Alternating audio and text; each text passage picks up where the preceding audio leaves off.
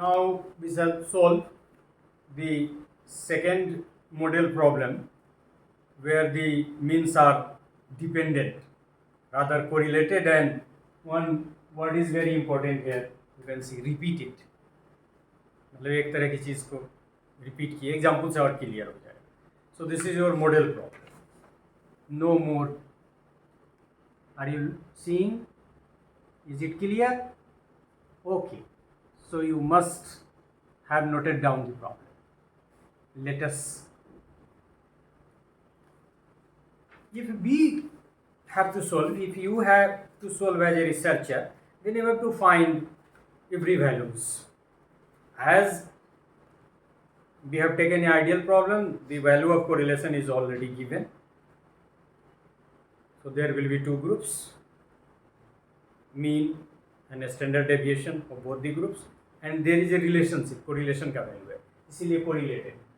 यदि हम correlation का value नहीं करें तो जो निकालेंगे तो इसका मतलब है कि दोनों ग्रुप के बीच का जो रिलेशनशिप यदि है भी कोई तो उसको सेक्रीफाइस करके निकालेंगे, तो इसका स्ट्रेंथ.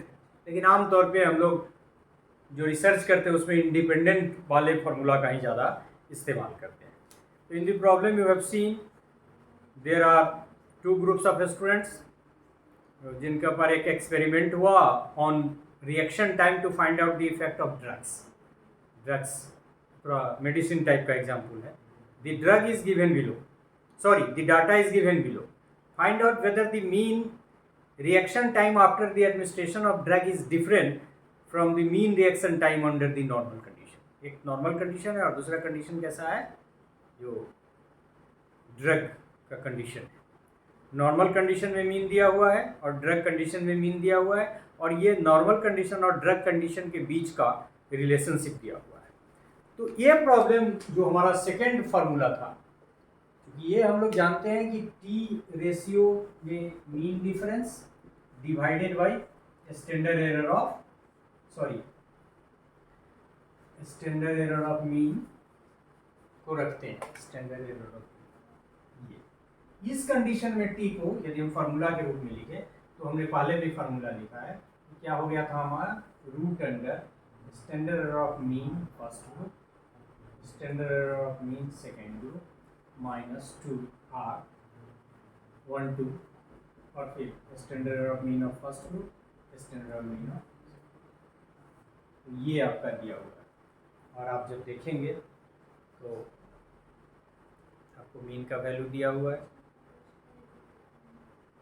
फिर दूसरे मीन का वैल्यू दिया हुआ है, स्टैंडर्ड एरर ऑफ मीन का वैल्यू दिया हुआ है, और फिर कोरिलेशन का वैल्यू दिया हुआ है. इन सारे वैल्यू को, जैसे 40 है, फर्स्ट ग्रुप का 40 है मीन, स्टैंडर्ड डेविएशन आपका है M1 का वैल्यू आपका है 0.16, और फिर 0.70, फिर 45 0.12, और दोनों के बीच के रिलेशनशिप को 70. तो इसको जब आप कंप्यूट करेंगे तो final value is equal to, और यहाँ M1 माइनस M2 भी डालना पड़ेगा. M1 माइनस M2 का डिफरेंस तो 5 है, और फिर इससे आप नीचे का वैल्यू जो है वो कंप्यूट करते हुए वो आ जाता है लगभग 0.1, विच इज इक्वल टू 50. अब T का वैल्यू जो है वो आपका 50 आ जाता है, which is very higher value. तो भी टेबल की मदद से हम लोग देख सकते हैं. और ऐसे कंडीशन में चूँकि जिसका मीन हायर है, ड्रग कंडीशन में मीन हायर है, तो हम लोग कह सकते हैं कि drug condition group is superior on mean value, and so there is significant effect of drugs. Drug के इफेक्ट को मेज़र करने के लिए हमने स्टडी की थी, इसी के लिए ये प्रॉब्लम था. तो दूसरे प्रॉब्लम में हम लोगों ने देखा कि जब रिपीटेड है, एक ट्रीटमेंट के बाद दूसरा ट्रीटमेंट सेम पॉपुलेशन पे, तो चूँकि सैंपल सेम है तो कुछ ना कुछ रिलेशनशिप होगा. उसको ध्यान में रखते हुए दोनों के बीच का रिलेशनशिप निकाल के, कोरिलेशन कोफिशिएंट निकाल के, और तब हम मेजर करते हैं, उसको कोरिलेटेड रिपीटेड भी कहते हैं. तो इस तरह से हम लोगों ने ये किया. और मेडिसिन वगैरह में ज़्यादा इसका इस्तेमाल है कोरिलेशन, और स्पेसिफिक थोड़ा है भी.